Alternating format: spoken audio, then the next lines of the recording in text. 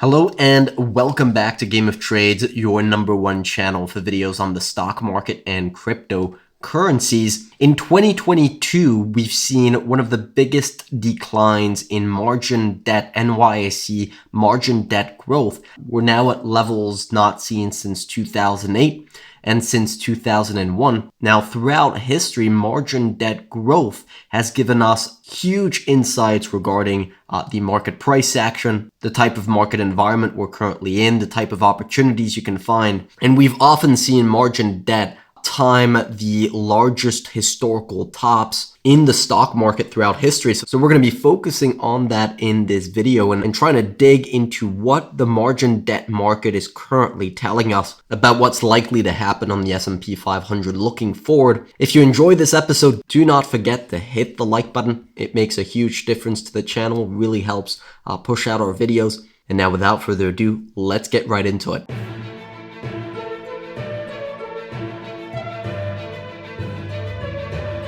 So what I want to start by is looking at NYSE margin debt, not as a year-on-year percentage change, but as a percentage of the market cap of the SP 500, of the stock market. And we zoom out here, and it gives a much more reasonable picture of margin debt. If you look at the percentage growth of margin debt, you can see throughout 2021, we had a massive surge in margin debt here, comparable to the levels that we saw in 2007, comparable to the levels we saw in 2000. But when you look at margin debt as a percentage of market cap, well, you did not see a massive euphoria. And I think this is really where this indicator gets very interesting, because if margin debt is rising very rapidly relative to the market cap of the SP 500, it's telling you that, first of all, well, investors are leveraging up. They are being incredibly overconfident about the fact that the market is going to continue moving higher. And as we know, when investors think that there is free money out for grabs,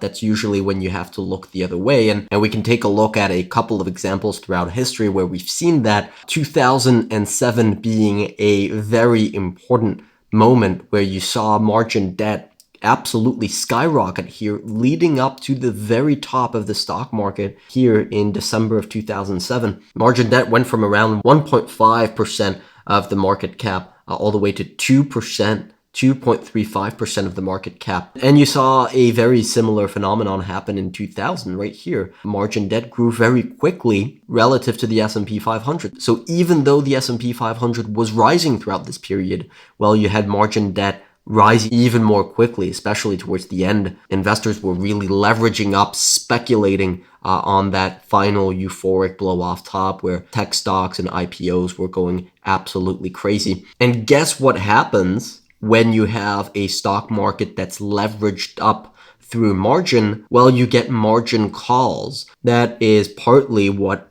famously contributed to the big, fast, aggressive drawdowns that we had in the 2001 and 2008 bear markets, where you had these very rapid drops in stocks as investors basically got wiped out because of margin calls. That's where you get waterfall sell-offs like this. Those famous big bear markets with lots of margin calls are basically the result of baby boomers with too much money, gambling it on margin debt, leveraging up towards the top, and then getting margin called when things didn't go their way, forced to sell their stocks and causing widespread panic, widespread selling. By the way, if you're so far enjoying this episode, if you're learning something new, don't forget to hit that like button. It makes a world of difference for the channel, so it is very much appreciated. Now, in 2022, I can't tell you how many times I've heard people call for a margin call type of sell-off, like 2001, like 2008. And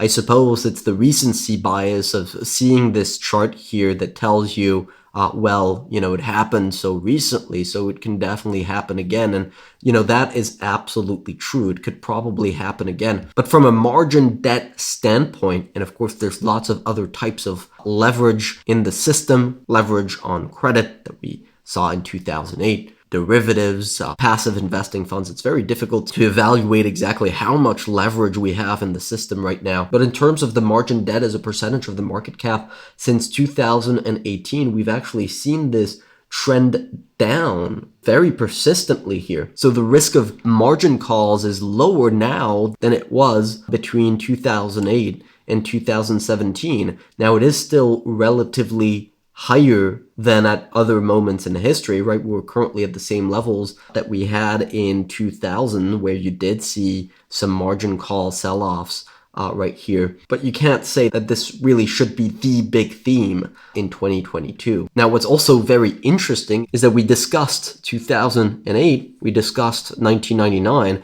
and these were very much two secular bull tops, where you had a euphoric period leading up to the very top, euphoric period leading up to the top and marking the top of the bull run before a large bear market. If you look back further in history at what I believe is really the only comparable bear market to 2000 and 2008, and that is the 1973-1974 bear market during the oil shock. Well, look at what happened to margin debt leading up to that top, right? Yes, you did have a steady decline in margin debt relative to the market cap in the 60s here and even in the beginning of the 70s. But then as you had that big bull run here on that final leg up to the massive top in 1972, that's famously known for the Nifty 50 bubble top of the 1970s, where you had stocks like IBM, McDonald's, American Express,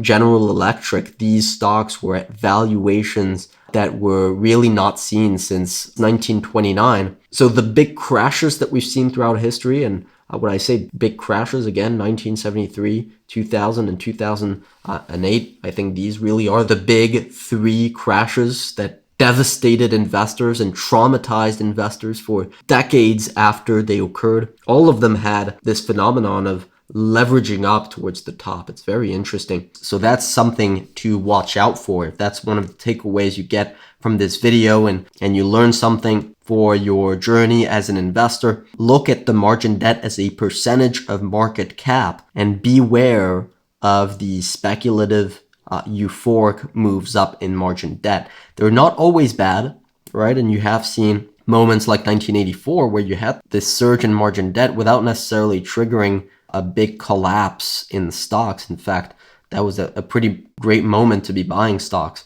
But if at one point in the near future or in the next few years, we get this type of big run up in margin debt as investors think that, the worst is behind us and it's clear blue skies from here, beware of that, because we may be heading straight into a wall. Now let's quickly look at this chart here that we talked about at the beginning of the video, which is the NYSE margin debt percentage growth, and that is year-on-year percentage. And we are indeed at levels that we've not seen since 2022. So that does signal that we are in a very fearful moment in the market. Now, previous such moments, like for example, here, January 2019 marked very important bottom. In 2016 here, very fearful moment, great moment to be buying stocks. Again, in 2012, lots of fear here, great moment to be buying stocks.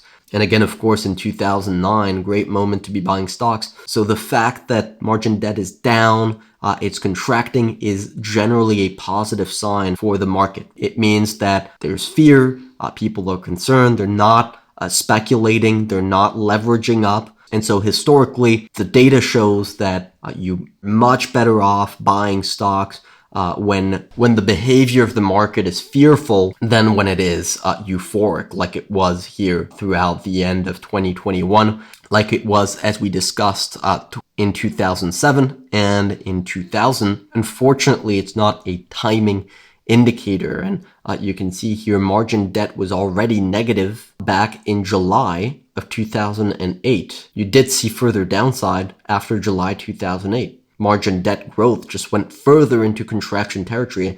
And again, here in 2001, well, you actually had a very severe contraction back here in March of 2001. Now, yes, it was a better moment to be buying than March 2000. That was pretty much the very top of the dot-com bubble, but stocks continued to move down in the couple of years that came after. So while it's very interesting that we are at this point and it does signal that there's a a lot more fear in the market right now than there was in 2021. It's not necessarily a perfect timing indicator. And I can quickly backtest that for you. Right here, you can see we really started to get into contraction territory on margin debt around here, which was May of 2022. That really was when you started to see a lot of fear in the market, right as you had this leg down here. So you did see quite a bit of volatility on the S&P 500 that got investors that were on margin concerned, and you did probably get a few margin calls here. But then since then, we've seen further contraction of margin debt growth. Now, again, looking back to this bull run here, and of course, this is just looking at a period where monetary policy was easy, inflation was low, and stocks were really on this secular bull run. Well, you had all of these be very good buying opportunities, December 2018 being one of them, and March 2020 definitely being one of them. July 2008 here, poor moment to be buying the dip. January 2000 right here, poor moment to be buying the dip. But then if you start to go back a little bit further in the 1990s, 1987, these were great moments to be buying stocks. 1990, 1987, and 1982, all of them very good buying opportunities for the stock market. And then in the 70s here, 73, this was actually a reading just before the big crash again. Now, we've discussed many times the differences there are with today and what was happening in 1973. You had the oil shock that occurred in October of 1973. So potentially you wouldn't have had such a deep drawdown in the stock market had it not been for the oil shock where oil went from $3.5 to $10. Now, we did have an oil shock in 2022, but it's definitely behind us. It's not occurring now. And then in the early 60s, pretty good moment to be buying stocks. So all in all, is pretty positive at 67%, meaning in more than half of those cases, a year later, stocks were up. Now, it's not 100%, but it is favorable odds and an average return of around 11.8%, with potentially a 30% gain if you're right about stocks being up, or if you're wrong, a 20% loss. Now, of course, these are developments that we take into account as much as possible when we put together our bets on gameoftrades.net. We have a model portfolio with the key trades that we're looking at, but also we give you frequent reports on the market that highlight the specific entries, the specific exits based on all the indicators and the research on the macro environment that we're doing behind the scenes, and of course, communicating with you guys in short, quick notes so that if you want, you're kept up to date on all the research that goes into our model portfolio strategy. So if this is a service that you think you would find useful, grab the free trial that we do have available on the website by clicking on the link down below. Now, that's about all I wanted to cover in this episode. I hope you guys enjoyed. If you did, don't forget to click on the like button and subscribe to the channel if you haven't already. Now, in the meantime, I wish you good luck on your trading and see you next time.